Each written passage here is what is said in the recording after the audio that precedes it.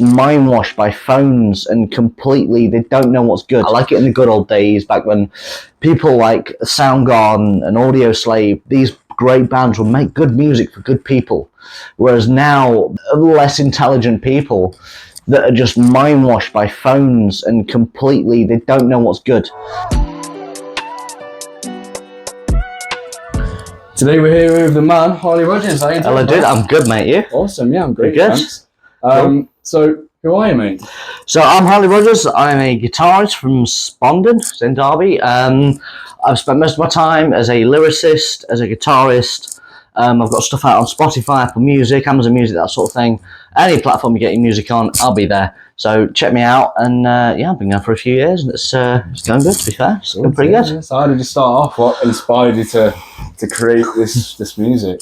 So I always use music as a solace. You recognise that word if you know my stuff.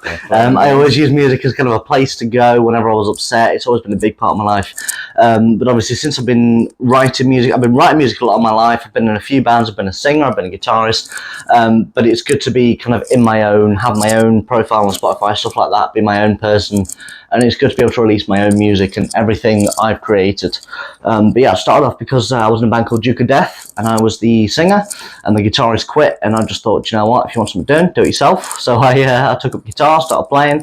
I've been playing since January in 2021, and I've got a few albums out. I think I'm not doing too bad. So good, yeah, it's pretty good. Yeah, so obviously we've done a video as well as this one showing the process of how you create your music. Yes. But for those that may not have seen it or might be watching it later, what is the process of creating your music? So personally, I can play guitar, I can play bass, I can sing. I'm not very good at it, but I can sing. The only thing I can't do is drums. So that's the only thing I can't control within my music. So I'll tend to lay down a drum track first. I'll download something from the internet. I'll do a guitar riff over it. I'll make the rhythm, do the lead, and then I'll decide whether or not it needs vocals on top of that. And that's kind of my process, you know. I'll start with the drums and just kind of build it from there, and it comes very naturally to me. I've always said songwriting's like doing a jigsaw puzzle. You know, it's very much the picture's on the box. You know, it's already there. It's been made. You just need to put the pieces together, and that's the way I see MusikBox. It's the way I see writing music. Big part of my life now. So the way I see writing music is it's a jigsaw, you know, it's already there, the music's in the air, you just got to put the pieces together and create it, so it comes very naturally to me, and it always has done. So yeah, I've spent a lot of my life writing music, writing lyrics, so yeah. Is it a long process, would you say? It depends on the day. So I mean, I work more on I work less on motivation, more on inspiration. You know, I mean, I can sit down every Saturday for half an hour and try and write, and I'll fail most of the time. But on one random Wednesday afternoon when I've had a bit of a drink or something, you know, I'll sit and I'll just write something that's incredible. And I can write a song in 10 minutes if I'm in the right headspace. But if I'm not, I can sit for 3 or 4 hours and not come up with anything at all. I've just got to be in the right headspace, got to be in the right place to write. And I'll just come up, I mean, the last album, Illusion of Confusion, when I wrote that, I think 4 or 5 of those songs I wrote in one night, just because I was in the right mood, I was in the right headspace, and I just wrote it, and flat out I did it, and I finished the album, released it that night. So it's just about being in the right headspace, being in the right place mentally to record and write, and that's it, I'm away. That's awesome. So you don't plan it then? It's just whatever comes to mind. Yeah, it's just whatever I'm there with. I mean, especially with lyrics, it can be about literally anything, and I'm sat, as long as I'm in the right mood, I can just no planning, just go for it, completely wing it, and it comes up with something completely beautiful. So with these lyrics, sort of, do you sing in the music that you create now or in the past? So I've lost faith in my singing, to be honest, since the first album, but I've created a new project called Violet Roach, which is on Instagram. If you search for that, you can find it. It will be on MusikBox. Yes, it will, yeah. And that's with my mate Joy, who's a brilliant singer, and we're going to do it together because that's a lot better. I've lost faith in my singing in that I don't feel like it's good enough to release. I can sing, you know, if I'm just listening to music on my own, I can sing along, but I don't feel like I've got what it takes to be a singer as such. I can play enough instruments otherwise. I've got enough talent kind of to the side, but I don't need the singing part. So I've kind of passed on to Joy in Violet Roach. But yeah, so more recent stuff, I've stopped singing. It's just instrumental stuff because that's what I'm more comfortable with releasing. That's what I feel like, that's where my talent lies. That's where it is. And you can play the bass and the guitar. Yes. Right? Yeah. So that kind of widens opportunities. Yeah. You know, if you've been in a band or anything like that. You know, you can play the bass or the guitar. I think that's really beneficial. Yes,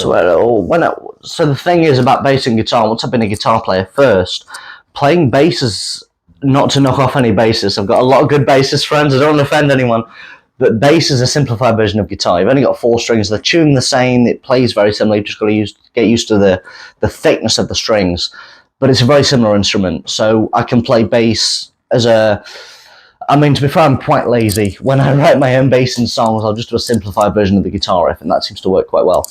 So yeah, I can play bass, but only on a very basic level. I'm not very good at writing bass licks. I'll do guitar licks and transfer it over, but that's the way I work. So, But yeah, I can play bass That's awesome. Do AC/DC bass. It's 2 notes. It's very easy.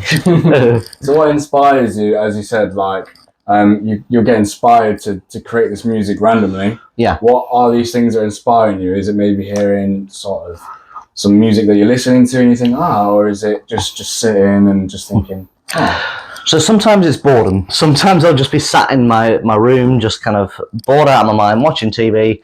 I think, I'm going to write something. I'm in a good mood. I'm in a happy mood. I'm very confident in myself, and I feel like I want to create something to capture this moment, because that's all songs are. A song is a picture of a moment. It's like it's a time capsule of that specific moment of how you're feeling. And it's an incredible thing to be able to catalogue that and listen to it later. It's but a lot of the time I listen to a song and I think that's a brilliant song. Like a while ago I listened to a Foo Fighters song. I can't remember exactly which one it was, but I listened to it and it just made me think, I want to write a song like that. And I'll kind of nick the structure of it, or a certain way they've done the riff, or a certain kind of downstroke, and I'll take that and I'll use that as a building block in the foundation of a song. So sometimes it's just mood, sometimes it's a song I've been listening to, but either way it's something that's really special and something that really kind of captures me, and I'll use that in a song. And I think when you're able to, put that out maybe onto Spotify, just from that random thought and the way you've just captured that, and then put it out for everyone to listen to, that's fantastic. Yeah, it's a very nice fit. It's very good. I ran into my old head teacher from secondary school, and he said, "Oh, what are you up to these days?" And I was like, "I've got music out on Spotify. Go listen to it. It's nice. It's a place to point people. Everyone's got some form of music. Music's a big part of life these days, and everybody streams music. I mean, I'm a big advocate of just using classic CDs. I'm a big advocate of using, kind of old school music styles, but everyone streams music these days. Everyone's got their favorite playlists, their favorite albums on their phones, and it's a good place to kind of say, look, I'm there as well. I'm in the same space. You've got people who listen to Black Sabbath or Alice in Chains or Metallica. I'm on that same that same app, and it's a great feeling to say I'm on Spotify, I'm on Apple Music, I'm the same place as these amazing bands, and I kind of fit in within them. It's a really, really cool way of saying things. It's a good way of turning people onto my music, and it doesn't require much effort from them. You just got to search for me, and I'm there. Would you say these huge bands, obviously like AC/DC, Black Sabbath, would you say they're your inspiration to maybe aim for that in the future? Definitely, yeah. I mean, so I had tickets to go and see Ozzy Osbourne. That fell through eventually, but I've always loved Black Sabbath. I've been raised on Alice in Chains and AC/DC because of my parents, and I've kind of lived the life of that music, and I've felt it, and it's what's driven me to be where I am. It's a lot of, I yearn for the stage. Any stage I don't care if there's like 2 people in the audience or 1 million. It doesn't make any difference to me. If I'm on that stage, playing my instrument, I'm in my element. It's about being on that stage. That is my life goal. I don't care if there's 2 people there, if 1 million. It's just about being on that stage, playing my music, and giving my all to the audience. It's about showing them what I feel and what I mean and who I am through the medium of song, because I'm not very good with words. So it's about showing them how I feel, but through the art of music. And I think that's a beautiful thing, that people like me who aren't very good with words can use that and can show that as a medium, through to other people, and they feel it. So it's a good way of communicating for me. It's very special. It is indeed. That you can sort of get that message out, or just get the way that you're feeling across to everyone, not even through words, not even through facial expressions, just through music. And I've realised through doing all these interviews, there's a lot of people that I've interviewed, or most that I've interviewed, that do get their feelings out through their music, or a message, or a hidden message, through their music to everybody else. And I think it's so amazing that you can sort of create this message and put it through music for everyone to see without even having to say it. Yes, yeah, it's a beautiful thing. So have you played, this is completely different, have you played many sort of open mics or in front of anybody before? So I've been to a few pubs and played my stuff, and it's not for me on my own. The things about my music is I do everything, and I can't do everything while I'm on a stage. As much as the stage is my happy place, it's where I'm most comfortable, I don't have enough people around me. If I've got 3 or 4 more guitarists and a drummer in the background, I could play my stuff and they can do the rest, and I can write my own songs. But the thing is about being on stage with the way I create music is I do everything myself, and I can't do that on a stage. I can have a looper pedal and a drum machine stuff, but that's more footwork than it is, showing to the audience. So it's more special to me to just write stuff from where I am, release to the public and let them enjoy it. I feel like my target audience, a lot of bands will have a target audience be whoever wants it, whoever wants to listen to their music. For me, it's different.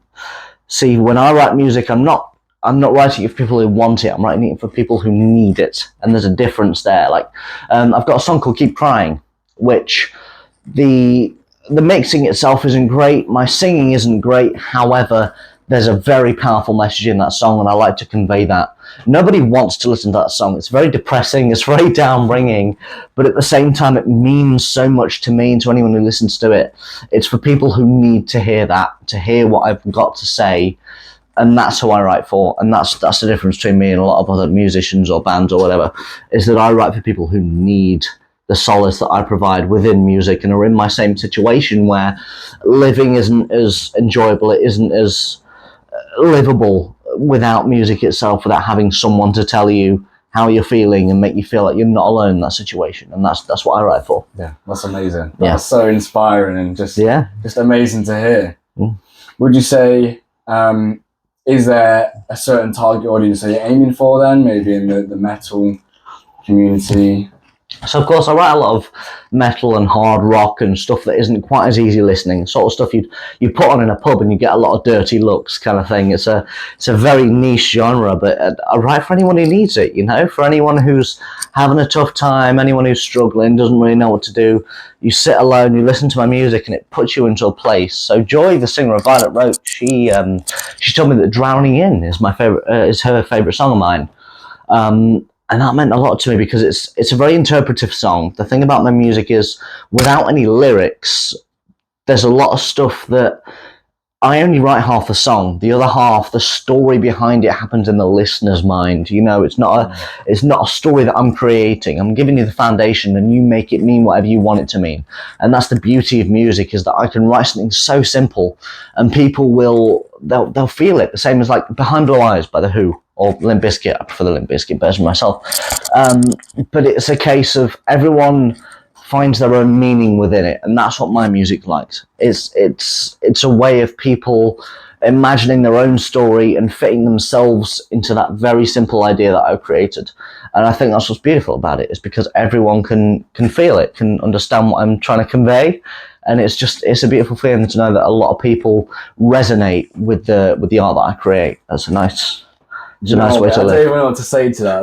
That was like a beautiful speech of what your music means. Yeah, it's amazing to hear something like that. Yeah, yeah. Is there?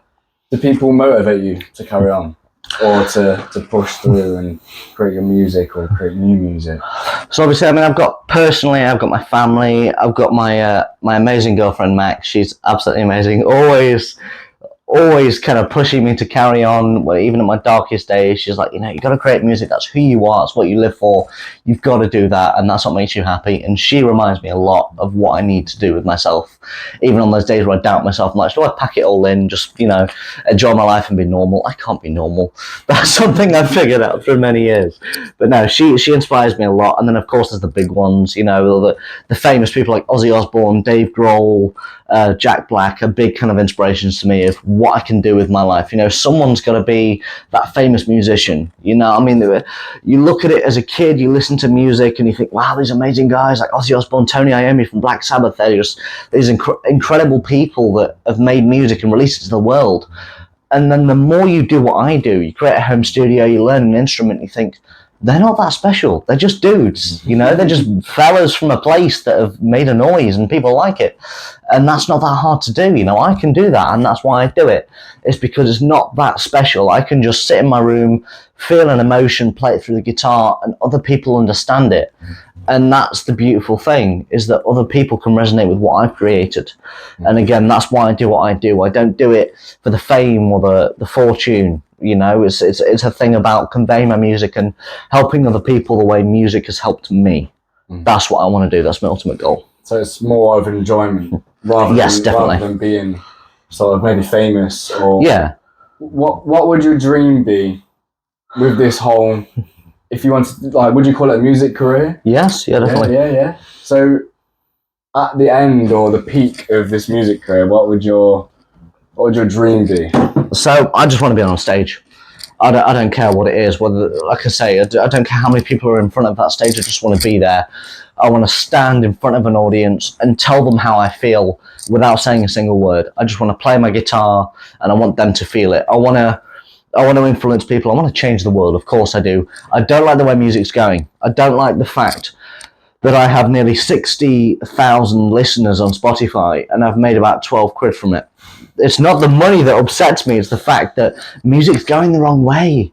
And there's people like Lewis Capaldi and Ariana Grande and all these big people that are releasing the same stuff over and over again. It sounds the same, but they found a formula and all they're doing is manipulating their audience. And I don't like that. I like it in the good old days, back when people like Soundgarden and Audio Slave, these great bands would make good music for good people.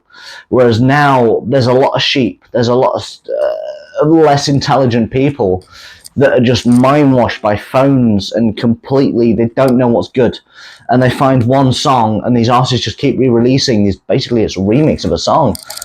And it's not showing their talent, it's showing manipulation. And I don't like that. I want music to go back to the way it should be. It should be a way of spreading peace and love. And that is what music's about for me. And that's what I want to do. I want to stand up on a stage and I want to tell an audience that I love them to bits. I want to tell them that how I feel is what they feel too, and I want to say that without opening my mouth. I want to just do that with a guitar and them to understand it, and that's what music's about for me. So I try and release an album a year. The last few albums I released in January, so I've given myself basically 2 years, if you think about it, to write a new album, but I'm always writing new material. I'm always just sitting down on days when I'm bored with a guitar, playing what I play, doing what I do, and it's just a case of I'll write when I write, you know? Like I say, I don't work off of motivation. I work from inspiration. I work from those random days where I feel like recording, and I'll sit and write 3 songs in an hour. So in the next 6 months, I'll be writing my next album. I'll be making some new art. I'll be creating whatever I want to create. But just keep an eye on it. Go follow my Instagram, Harley Rogers Official. That's the best place to keep updated. I'll always say when I've got new projects on. And I'll just keep you guys updated, and I'll create what I create. I never know what's coming. That's the beauty of it. I never know what I'm going to create in the next 6 months. That's the amazing thing. I don't know what's coming. It's a surprise for me, man. When I write something, I'm like, oh, I've got a song now. That's amazing. What do I do? I never know what I'm going to do. But yeah, it's definitely some new music, a couple of singles maybe, an album definitely by the end of the year, and just keep updated on my socials and I'll let you know what's going on. But yeah, it's a pretty kind of on the spot thing for me. I just feel like it when I feel like it, and I'll bash out 3 songs in a day and then not touch it for 3 months. You know, it's a crazy way of doing it, but it seems to work for me quite well. Sweet, yeah. Yeah. Keep an eye out. Yes. Keep an eye out. My socials and that. Yeah, it's a good way of keeping updated. Obviously, you can find them all on the MusikBox website. I am indeed. Yes, I'm on the MusikBox website. All my latest stuff. I'll adjust my bio on that. Another way to notice is if I change my profile picture or anything, that means I've been out for a photo shoot. If I've been out for a photo shoot, that means I'm thinking about a new album. So keep an eye on that. Anything you see, it always means something. I never do anything just randomly. If something changes, there's a reason for it. So just, keep your brain working, and anything changes on MusikBox, keep an eye on that. There's some other good artists on there as well. It's a nice platform. We've got a good community growing, and so keep ready to be. So there you go. Well, thanks a lot for talking, man. Yeah, no worries, dude. It was great. Yeah. All right, cool.